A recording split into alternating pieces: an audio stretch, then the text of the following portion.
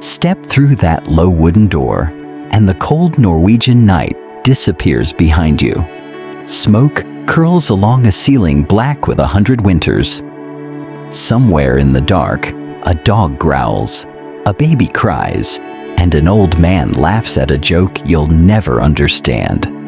This is not the Viking world of raids and battle horns. This is the world they actually lived in. For centuries, we've pictured the Vikings as warriors first and everything else second. Horned helmets, burning monasteries, chaos on the tide. But strip away the myth, and you find something far more human. A farmer mending a fishing net by firelight.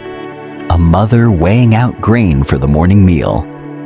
A house built not for war, but for survival against a winter that could kill you just as easily as any sword. Tonight, we go inside that house. The Longhouse begins with a single idea. Everyone survives together, or no one survives at all.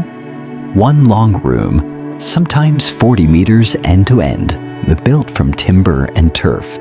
Its roof curved like an overturned ship. The walls are thick, packed with earth and moss, because in a Scandinavian winter, thin walls mean death. There is one central hearth running down the middle of the floor, a long trench of fire that never truly goes out from October to April. Around it, life happens in layers. The animals at one end, breathing warmth into the structure through the coldest nights.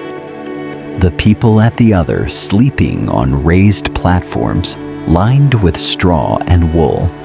The smoke has nowhere to go but up and out through a gap in the roof, which means the air inside is thick, stinging, and strangely comforting once your eyes adjust. Morning in the Longhouse starts before the light does. A woman rises first, most likely, because she runs this house as surely as any chieftain runs his hall. She stirs the coals, checks the drying fish hanging from the rafters, and begins the day's real labor, which has nothing to do with longships and everything to do with wool. Norse textile work was relentless. It could take a single woman an entire month to weave enough cloth for one sail. Children are put to work almost as soon as they can walk, carding wool, fetching water, watching the smaller animals. There is no such thing as idle hands here. Outside, the men check traps, mend tools, argue over a boundary stone that's been in dispute since their grandfathers were young, and then there's the food, which tells its own quiet story of survival.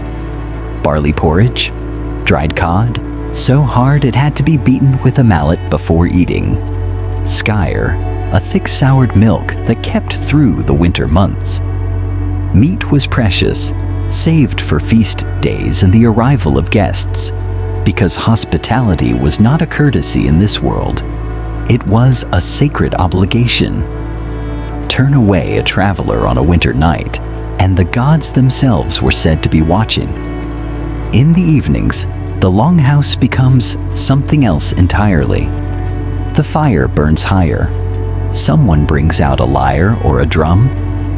An old woman begins a saga she has told 100 times of gods and giants and journeys to the edge of the world, and the children lean in like it's the first time they've heard it, because in some way, it always feels like the first time. This was the real engine of Norse society, not the raid, but the household. The Longhouse produced the food, the cloth, the tools, and the next generation of sailors, farmers, and yes, occasionally, warriors.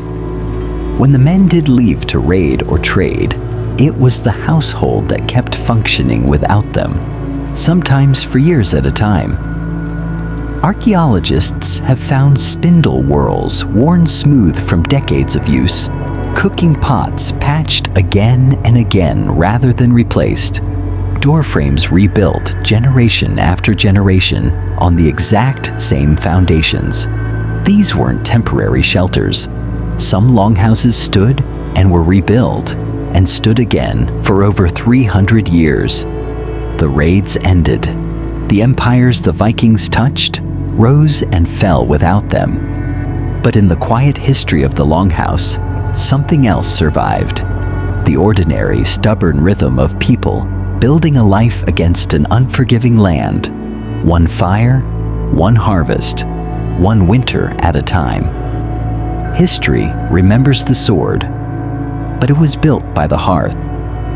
If you enjoyed stepping inside this world, subscribe for more journeys through history you've never seen quite like this, and let me know in the comments what era or civilization you want reconstructed next.